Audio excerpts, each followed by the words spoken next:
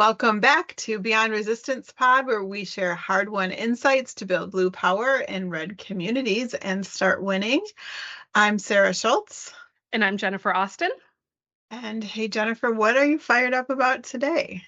Okay, so I have had, I've had this happen to me throughout my experience within politics, especially as a leader. But lately it seems to be happening a lot, which is part of why I'm fired up about it. But I love it when I meet somebody new. Or kind of even like I met a mom the other day at a swim meet that I knew because her kids swim with my kids, but I didn't really know her well. And she came up and was talking about, oh, I saw you at this protest and you were fabulous. And like, I want to get involved, but I kind of got to wait because my job, blah, blah, blah, retirement, like, different stuff like that. And just asking like how to get involved. And then when you and I were at our friend Laura's birthday party the other day, I had a young couple. And at first, you don't come out talking about politics, but I will say our friends are very queer and out and proud. And like literally their living room looks like a rainbow threw up in there in the most fabulous way you can possibly think. Like that's a compliment. So I knew that these people that were there were probably not super MAGA, if they're friends with our friends. If they were invited, yeah. Yeah. But you don't know if they're necessarily politically involved. And they weren't. And so like they were asking like what I do because I asked them what they did and whatever. And our friend was sitting next to us. And I kind of looked at her like, do I have permission? And so I told her, I told the couple and everything. And they were really interested. And especially the young woman. And they were young, like in their 20s, I think. They didn't say how old they were, but they just seemed really young to me. Asked how to get involved and they didn't live in our city. Yeah, they don't live in our city, but they live in a neighboring city. So we were talking about like, if you want to get involved here, this is what you do. If you want to get involved in that city, this is what you do. And yeah, and I've had that conversation a lot lately. And that's what's really got me fired up is the idea that people want to get involved. People are looking forward to like what they're going to do in the future or right now. And especially that it's a lot of young people. That's so cool. I was like eavesdropping on your conversation with them, and it was really neat because like toward the end she was asking about like how do I find these groups and how do I do that. So yeah, it was good. It was good. And I'm like low key fired up about lots of things, like lots of things going on at the national level and this wildness with the boat strikes and all of that stuff going on, which is like a rumble of news going on in the back of things. And the thing that I like keep going back to in the last week was our holiday party that we had here locally. And when we talk about building really strong blue power in formerly red areas, like one of the ways to kind of gauge how that is going is when you have events where you're pulling people together just to be together, right? And one of the things that you and I talk about so often is it's so critical right when as soon as you can, when you're starting to think about stepping into this advocacy and community organizing space, that you just start to find your people, right? And those blue dots we talk about, people who feel like they're the only one in their like little house and their little street, when we know that that's not true. And so throughout the year we have opportunities now that we never really had before, to gather, right, to pull people together for no other reason than just to be together and to kind of like be in a space where, you mentioned being at that party and, pretty sure that like most folks are aligned with your values, like same for our spaces. And when we have things like the holiday parties and things. And so I'm always really energized and fired up by those events. And we had one a couple of nights ago, it feels like, and it was really good. Yeah.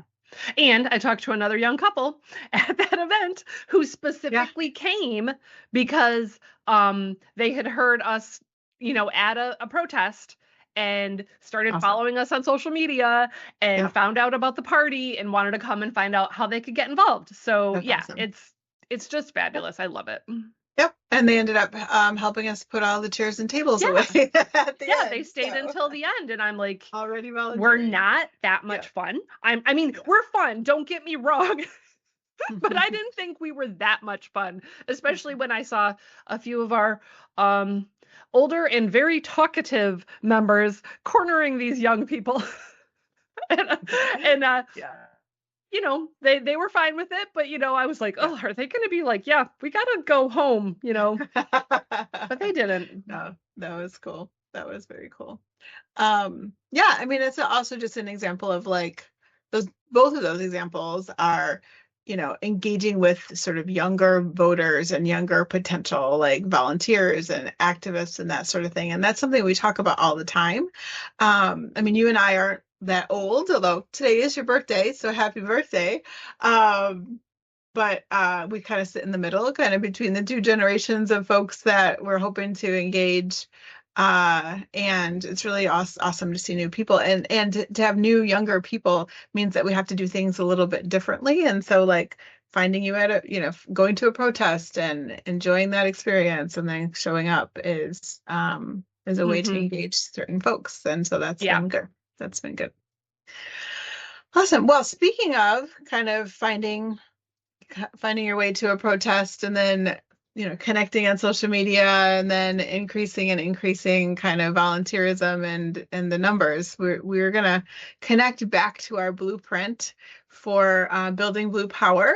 So if you've been listening along to this point, we've covered steps 1 through 3 already of 5 steps to building Blue Power in our what we call our blueprint that is available on our website, which is beyondresistancepod.com. And the fourth step is all around kind of the nuts and bolts, the technology, the data, the all of those really important things that kind of create the foundation for being able to do this work in a super effective way. So I know, Jennifer, this one's near and dear to both of our hearts, but especially yours.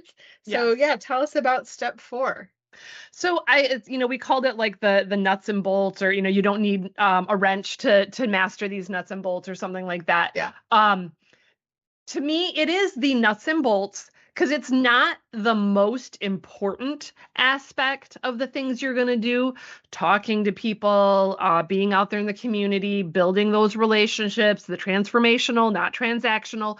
Those things are truly the most important in my opinion. But to pull those together, to make those work, you need the nuts and bolts of technology.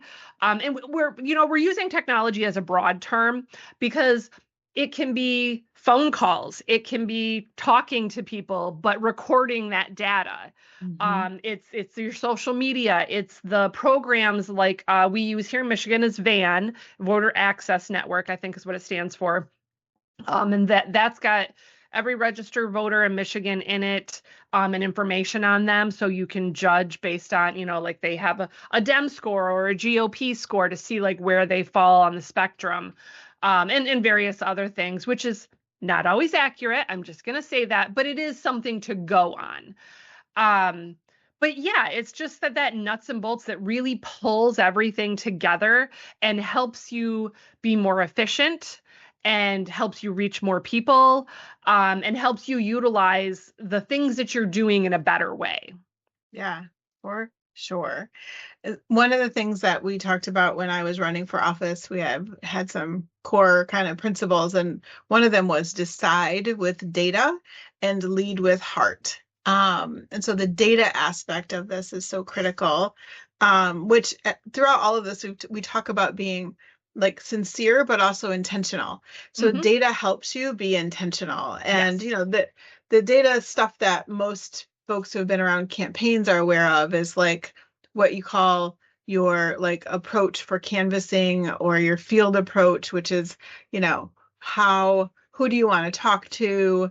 What is there's a thing called a DEM score, which is a compilation of lots of different variables that helps you kind of guess whether or not somebody, the percentage of the percentage likelihood that someone's a Democrat. And then you make a decision as a candidate or a campaign team or a, you know, local party or group to, like, you know, have on your list of people to talk to down to a certain DEM score. And, you know, are you looking to persuade people who are probably Republicans to vote for you as a Democrat or the candidate that you're volunteering for? And there's so much data behind that. There's data behind, like, you know, if you're talking about field work where you're deciding where to focus your team. So if you're looking at a district and you're like, there's all these townships in this district, tell me about the makeup of the district.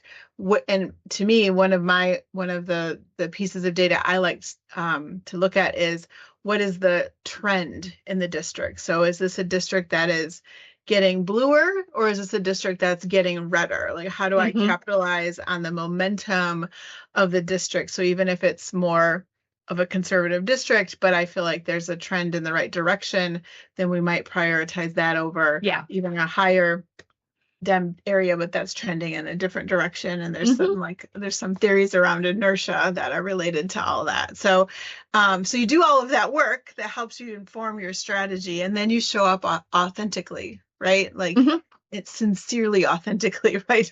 Don't try to be authentic, because then you won't be. But be sincere in your authenticity. Don't plan that authenticity. Right.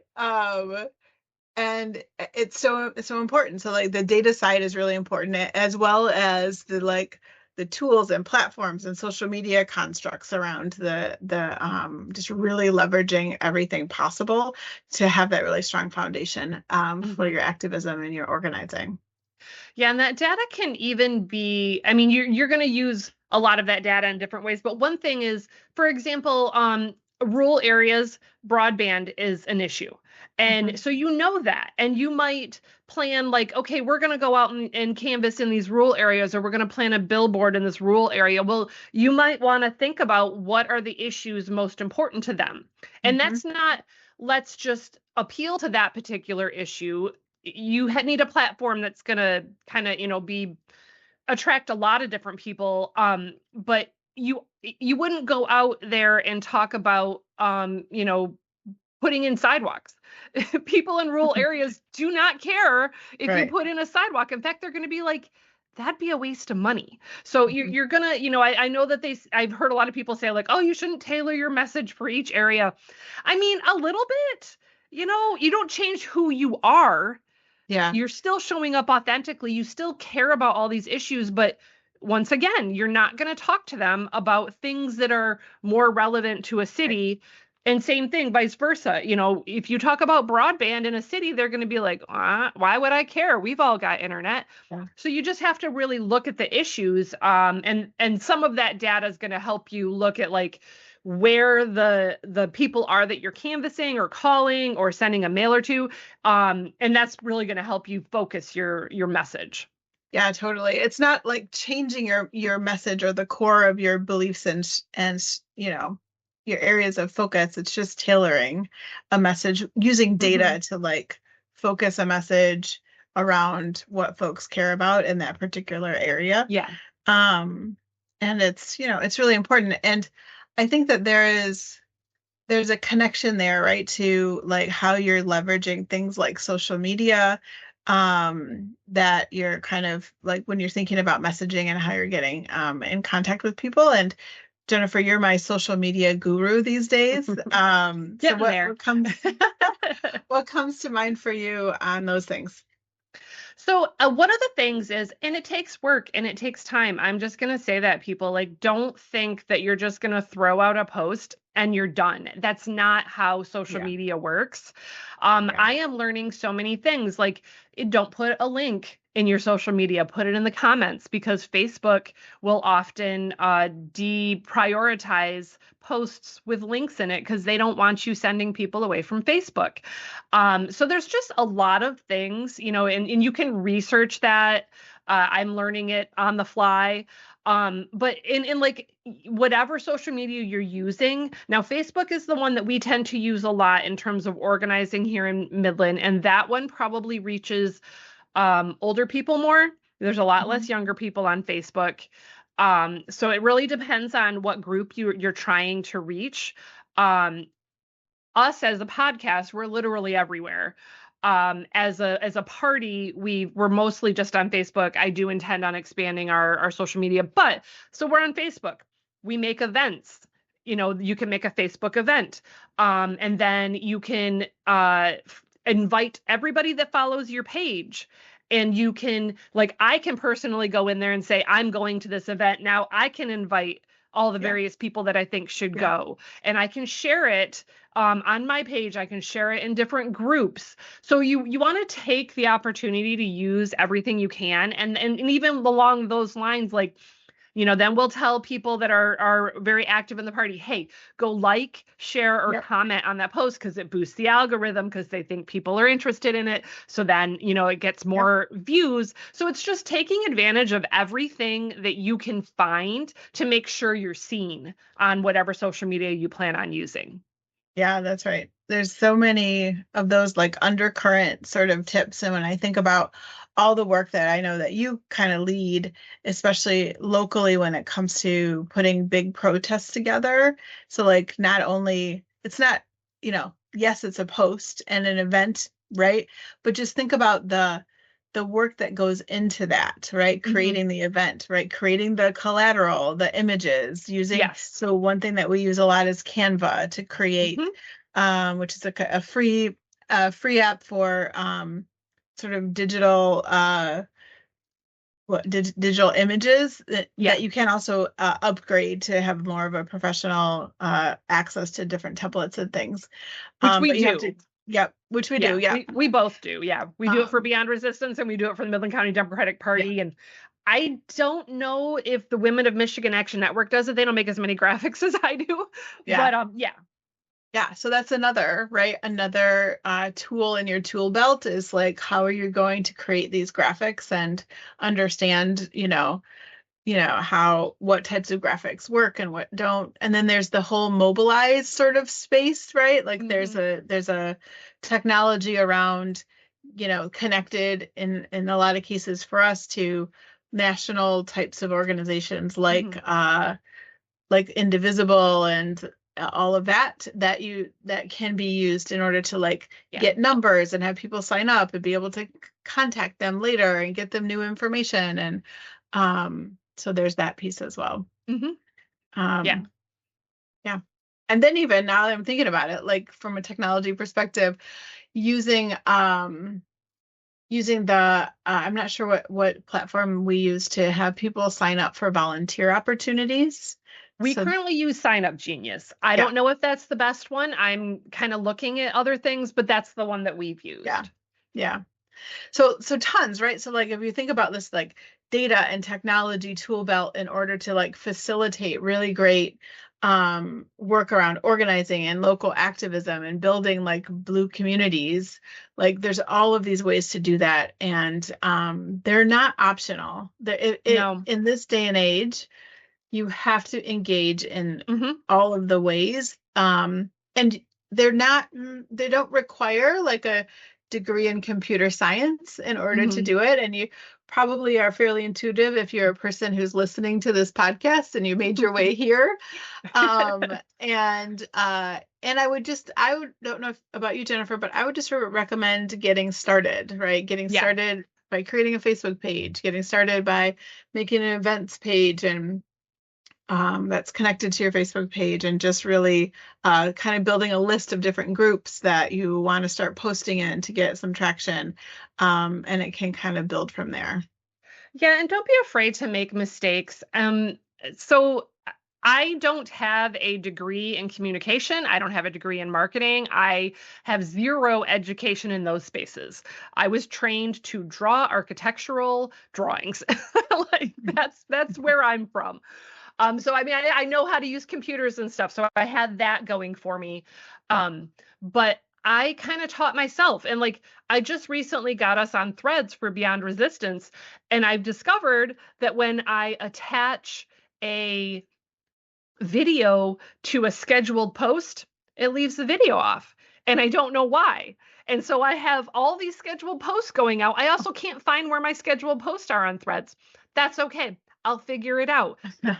So these posts are not going to get as much attention as I wanted, but whatever, like that's fine. I have made events where I was like, oh shoot, I kind of screwed that up in whatever way, and either had to go in and edit it or delete it and start a whole new one. Yeah. Don't be afraid to make mistakes. You learn as you go. It's totally fine. The benefits outweigh the embarrassment, and I'm using little quotation marks for those of you listening, not watching. Don't worry about it. Don't feel embarrassed if you make a mistake. Just don't. We all do. I'm reminded of a couple of times where I will be like scrolling and I'll see a post from Beyond Resistance, it's always very weird because like you have access to lots of different like entities in social media, and you have to be like, wait, who am I right now? Who am I? Oh my gosh, I do the same thing because I have access to some of your accounts, Beyond Resistance, my accounts, the Midland Dems, and then I say the exact same thing. Who am I right now? Who am I right now? But sometimes I'll screenshot and I'll send it to him like typo alert, like. You and sorry. Jacob does the same thing for me. If he sees my typos, he'll be like, I don't know. He's so sweet because he's like, he doesn't say you made a mistake. He's like, I don't know if you meant to do this, but like, no, I didn't mean to do it. Jacob, I fucked up. You're being really nice to me and I appreciate that, but I just plain fucked up. And meanwhile, I'm like, whoop, whoop, typo alert. Yeah. One of the stories I love to hear you tell in this space is when you first started as our county chair, and there was this history of doing like a paper like membership drive, and like you switched the approach. Can you share that story again? I like to hear it. Yeah, no problem. It's one of several that I think would be beneficial, but I don't know if we have time for them all. So when I first started as chair, we had social media. I think we had a Twitter and we had a Facebook. So it's not like that stuff. We had a MailChimp. It's not like that stuff didn't exist. It was already in existence, and I just built it up a lot.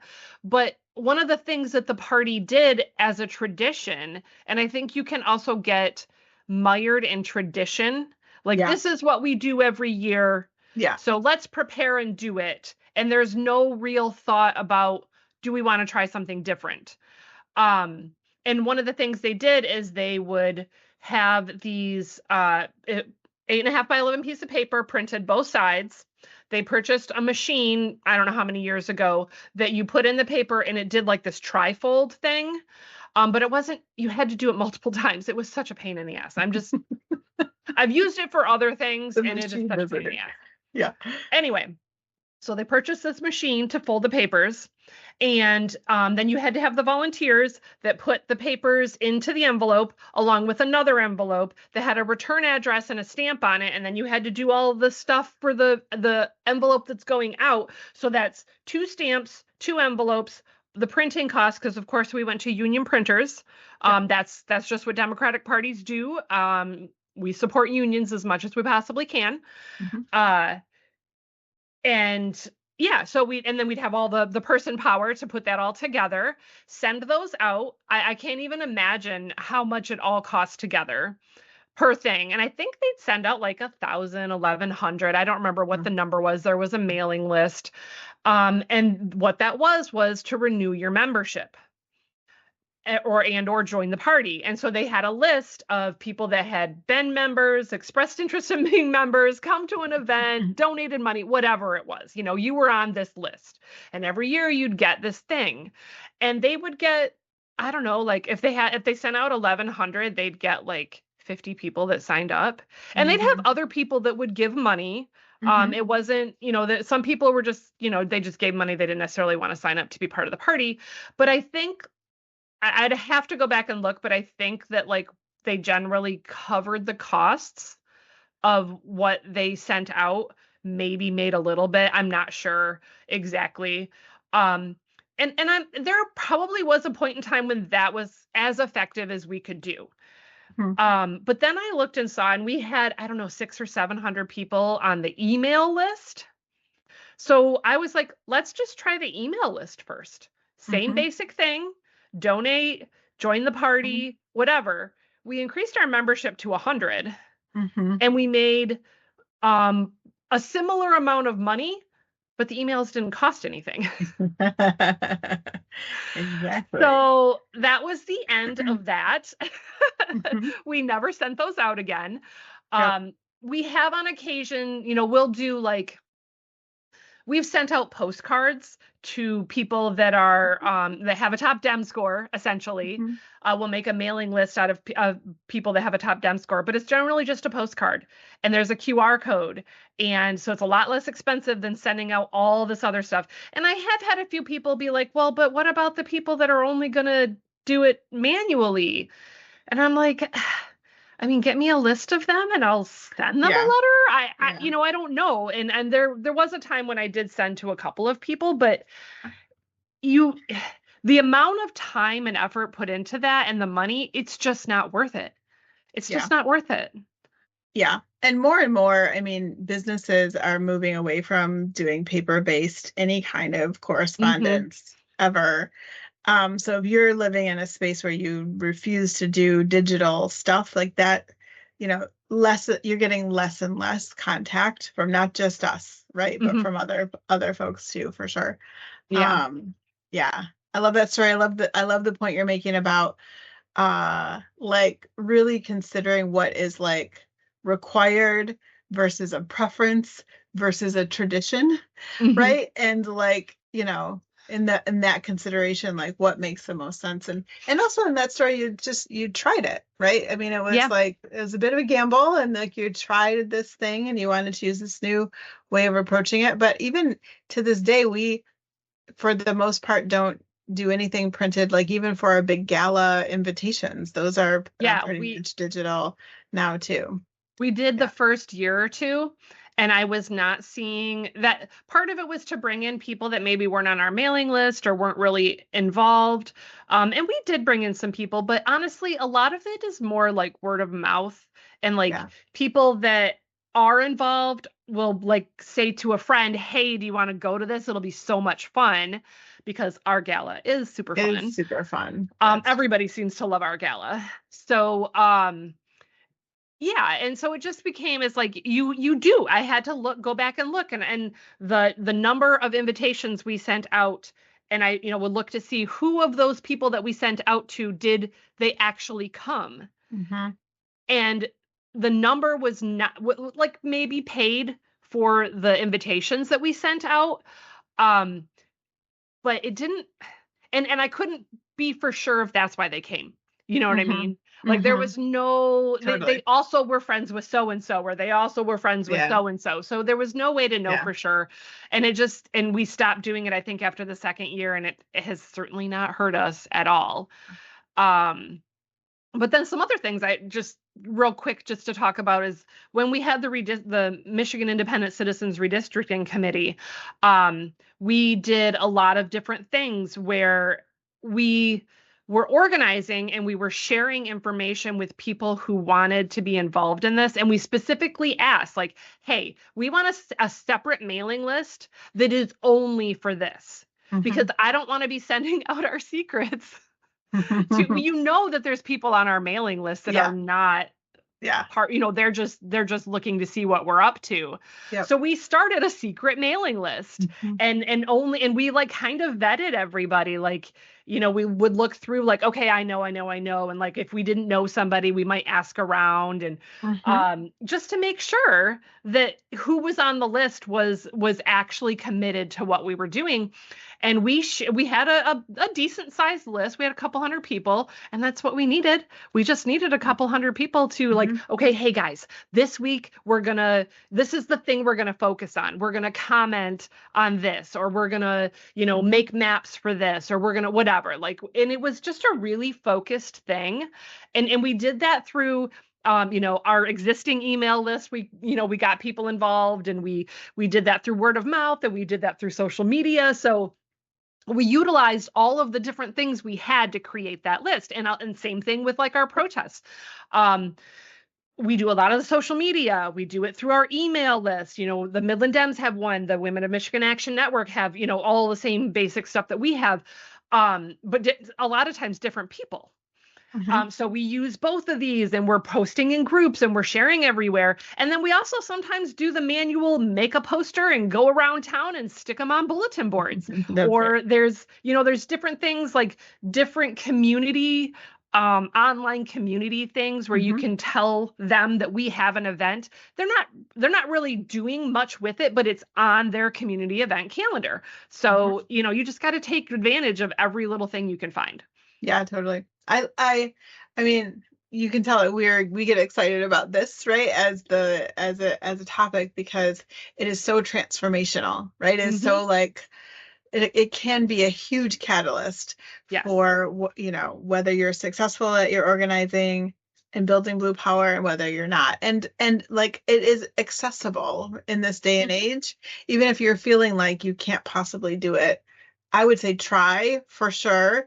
Just wade into this space a little bit, create an event, do some things, connect with your local Democratic Party because they have access to data. Mhm. And if you're really, really, really like unsure about all of that, like this is a great role for somebody else, right? We're Yeah. always talking about delegating the work, and I would believe that you have somebody out there in your community that is willing Hmm. to take on like the data and the social media side of things. They might not be willing to knock on doors or whatever, but this is a really Yeah. critical role too. So really important. For sure. Always look for people. I think we've talked about this, like utilizing people's best magic. Hmm. You find people who are able to do the different things because there's probably somebody out there. If for some reason you can't find somebody to do that particular thing, the internet, like as long as you can use the internet, you can do this. Especially now, Sarah and I have had discussions about AI, and I'm not a huge fan of AI because I'm a writer and I know a lot of writers whose work has been pilfered by the AI models and everything. So like, I have my own opinions about some AI, but I also can see the benefit of it. And this is one of them. If you are like, how do I create an event on Facebook? put it Yeah. put it in your how to create an event on Facebook into your browser, and most likely, I mean, you're going to get pages that tell you how to do stuff, but mine, at least now on Google, comes up with an AI summary of Yeah. everything that it found. 9 times out of 10, that summary works. Yeah. Sometimes I'm like, yeah, you missed something in there, AI. You're not as smart as you think you are. And I have to go to an actual page that shows me, but it's Yeah. pretty good. Yeah. I totally agree. I totally agree. The other thing that this is like leaping me to is communication strategy, which is like also built on like using like digital platforms. So one of the things that we did for my campaign and that we've done since is really leveraging like your local newspaper in the digital space for your like sort of like organizing and advocacy. So meaning like, you could have a group of folks who are willing to write letters to the editor and you know that your newspaper will publish them. So it's one thing to have a letter to the editor, like being published in a newspaper. It's this whole other thing to take that letter in its digital form and amplify it into all of your social media spaces, right? Hmm. So like if you want to be the voice of something in particular in your community, writing a letter to the editor, getting it published, and then grabbing that as an image that also has a link, right? And that you use in the comments that you then share broadly. Now your message has, you could say the same thing if you just went and typed it into a Facebook post or something, but your message kind of through the filter of a newspaper has more legitimacy, has wider reach, all of those things. And so thinking about, so we did a lot of that. Like, what is the message we want to say? Like, how do we get the newspaper to say it, either like through a letter, or better, to try to like pitch a story to the newspaper editor in order to get a story published. It's not an opinion piece, it's a story that then you take and like amplify, using all of those really great like digital spaces. So just one example of a strategy.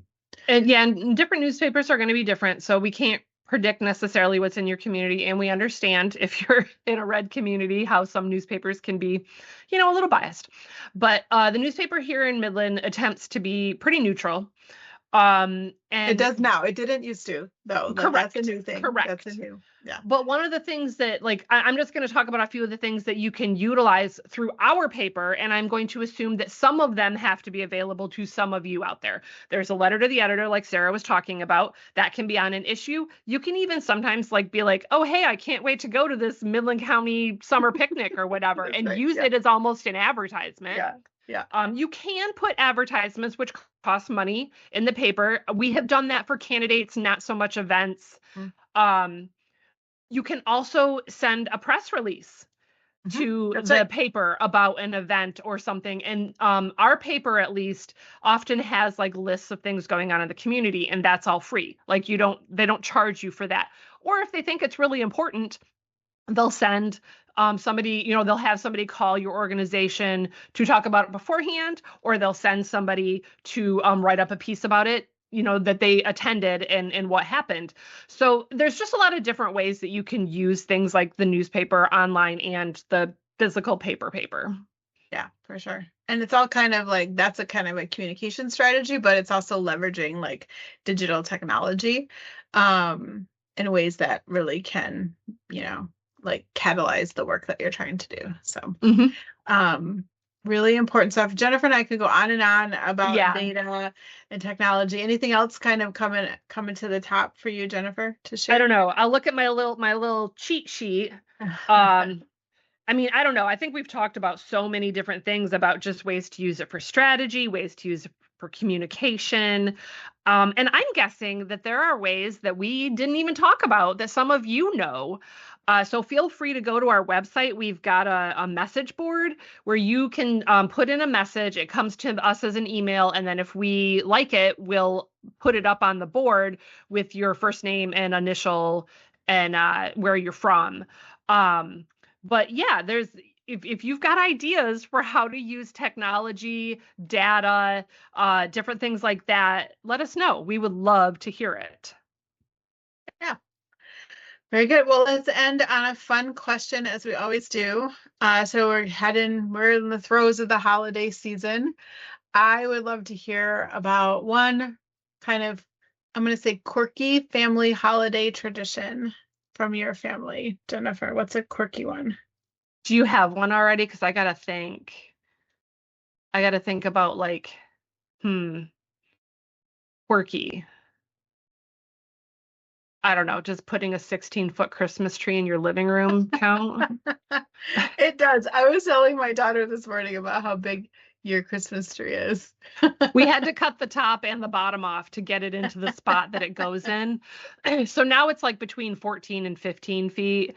But the star touches the ceiling. So huge. It's so huge.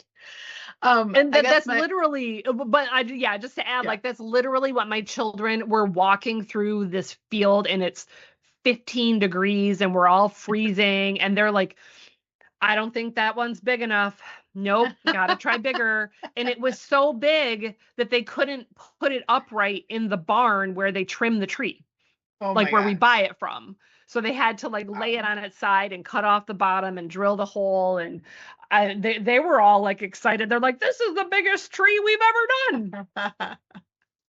Are they looking for like height? That's what they're looking for, or like girth? Like what Both. is it? Okay. Both, Okay. because I said, hey, can we do a tall tree, but like a thinner one? Because so Mhm. it doesn't like have, I mean, last year's tree was called Big Bertha, and this tree is called Large Marge. So that gives you an idea of what our girls are like.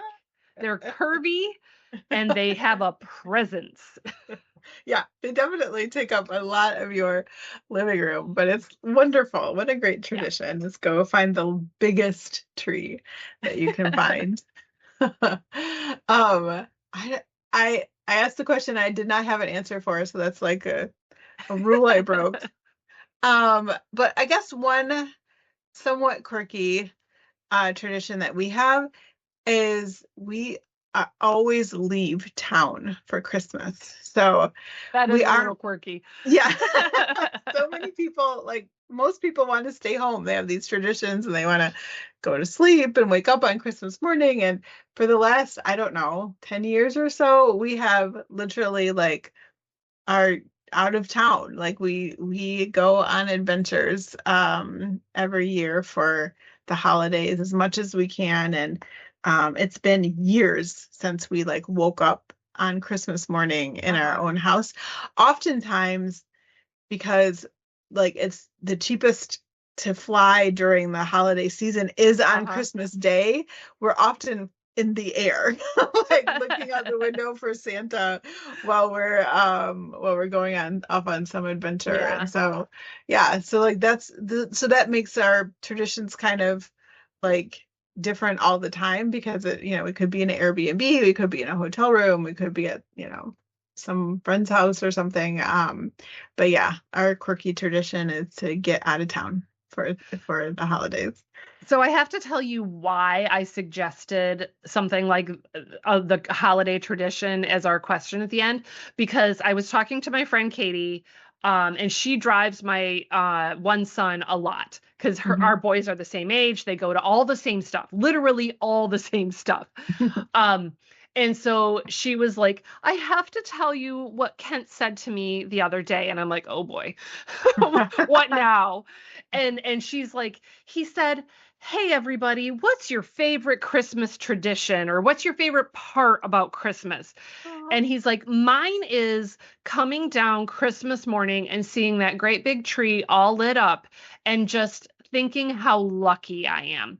And Oh, Katie's that's like, so I sweet. almost started crying in the car. Aw, It was so sweet. I'm like, oh my gosh, I'm like, sweetheart. it can be a super sweet kid, but he can also be a little stinker. So I was a little surprised. But yes, it made me very happy to hear that. And then I was thinking about that, like, what's my favorite part of Christmas?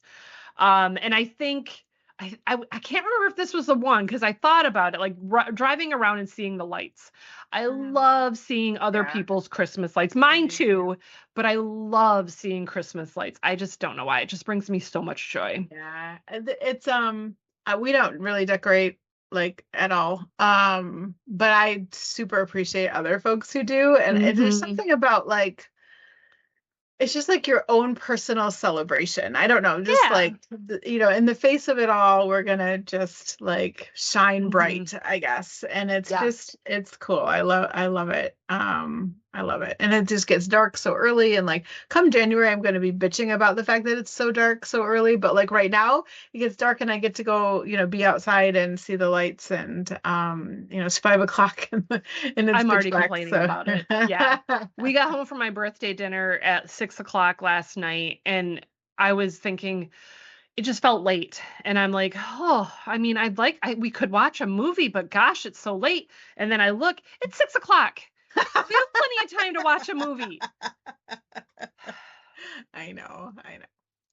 Alrighty. Well, I think that does it for us today. Thanks for listening and be sure to check us out on all the places you can hear your favorite pods, but also at our website, which is beyondresistancepod.com. And we'll see you next week. We're excited for some things lined up for the episodes coming up, so be sure to stay tuned. Yes. And until then, remember we're Beyond Resistance Pod, where we share hard-won insights to build blue power and red communities and start winning. And we'll see you next time. All right. Bye, everybody. Bye. You can listen to the Beyond Resistance podcast on all major platforms. Leave us a review to boost this episode and help us reach more blue dots and red seas. Follow us on social media and like, share, comment to increase our reach. Subscribe to our Patreon and gain access to our private Discord channel and make monetary donations of support through Venmo. You can find all of this and more at beyondresistancepod.com. Beyond Resistance is a Beyond Resistance LLC production. Producers Jennifer Austin and Sarah Schulz. Editing Jennifer Austin. Theme song We Run the Room by Shadow Kitten.